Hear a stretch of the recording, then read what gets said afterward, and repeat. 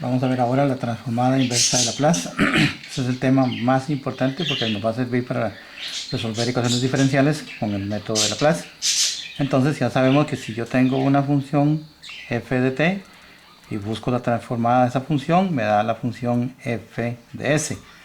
Pero ¿qué pasa si me dan la función f de s y me preguntan que cuál es la función que me da origen a esa transformada? Entonces para eso tenemos la transformada inversa de Laplace. Y tenemos una transformada inversa de la función f de s. Esto va a ser igual a una función f de t siempre y cuando la transformada de f de t sea igual a la función f de s. Eso es como nosotros definimos matemáticamente la transformada inversa de Laplace. Entonces tenemos que buscar ahora una función. Le vamos a dar la función en términos de s y buscamos una función que nos quede en términos de t, al revés.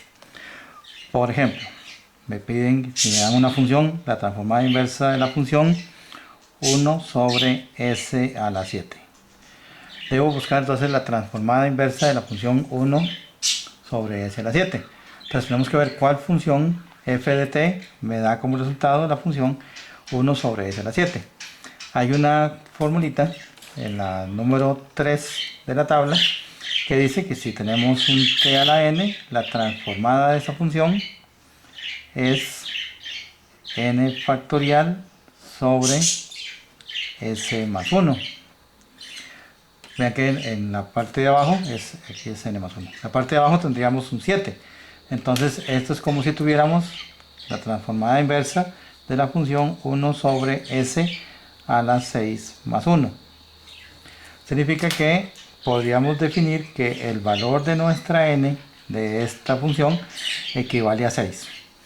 Pero dentro de la tabla, la formulita es, aquí en el numerador hay un 6 factorial, que no lo tengo en la función original que me están dando.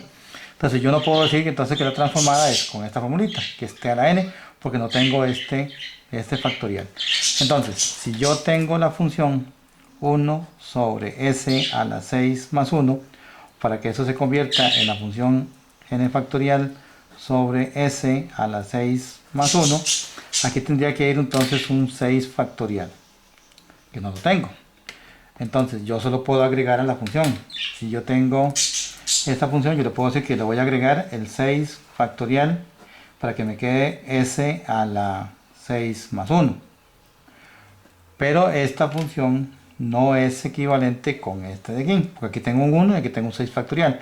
Como yo le agregué ese 6 factorial, yo solo puedo quitar. Entonces yo lo que puedo poner aquí abajo en un denominador también un 6 factorial y aquí un 1. Si yo multiplico toda esta expresión, esto que está aquí es igual a 1 sobre s a la 6 más 1. Significa que si yo le agrego este denominador a la función, debo buscar la forma de quitárselo para que la función sean equivalentes. Entonces la forma de quitarlo, si lo pongo en el numerador, multiplicando, entonces lo hago en una división. Si hubiese aquí una suma, si se estuviera sumando, se lo hago una resta y cosas como esas.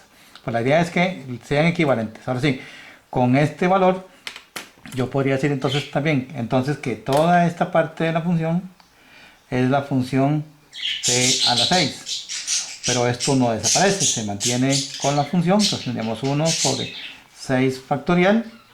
Y entonces el resultado sería t a la 6 sobre 6 factorial, que en nuestro caso, esta sería entonces nuestra función f de t, que tiene entonces como transformada la función 1 sobre s a la 7.